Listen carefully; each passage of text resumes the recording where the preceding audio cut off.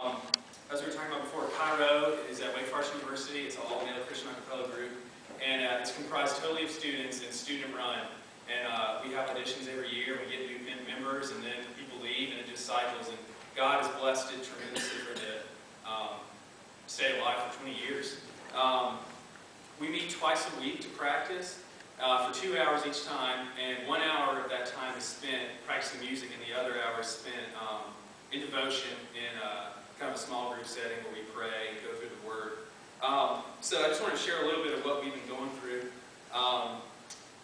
What I decided to go through to start this year, this is my first year's chaplain, so just kind of going with the flow, trying to figure out what works. But we've been going through the book of John, and we've been looking at just the miracles of Jesus and just stories that really show us who Jesus is. Because I think a lot of these stories, I know that I know most of these guys heard them as kids, and I think sometimes we get away from that and don't. And I think it's great to just go back and see who Jesus really is.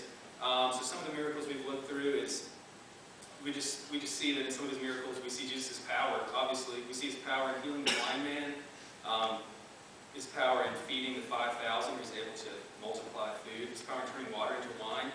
And then we see, in other ways, we see Jesus' compassion and love when he meets the woman at the well and exposes her sin and then gives her a solution to that he is living water. And then the main story that we really spend a lot of time talking about is the story of Lazarus and when Jesus brought him back to life.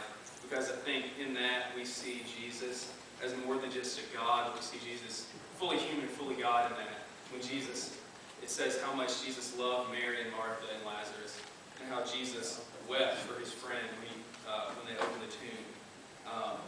And then we see Jesus in his power over death, when he commands Lazarus to come out in the power of his word.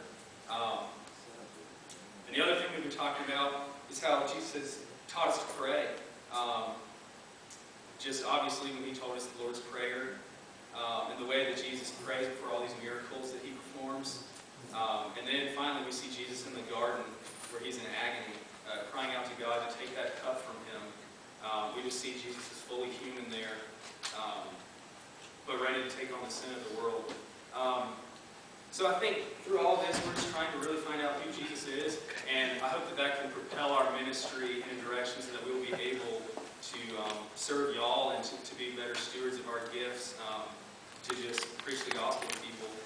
Just last week, a great way that we did that was instead of getting into the work, we went around campus and we sang for workers in different places at Wake. So we went into the cafeteria, we saw the pit before they closed up and sang for the workers there. And then we went over to Subway and sang for the workers there. And I think that really gave some of the freshmen and everybody just a chance to really see what an impact we can have.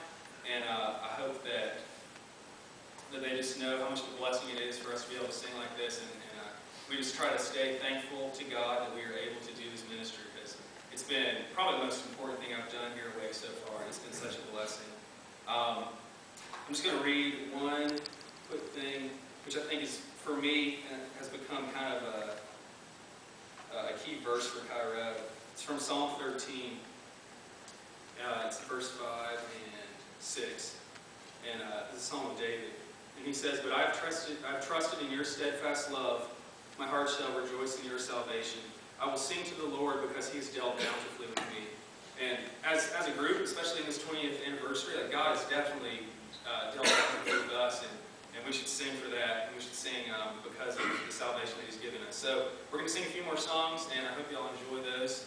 And that's all.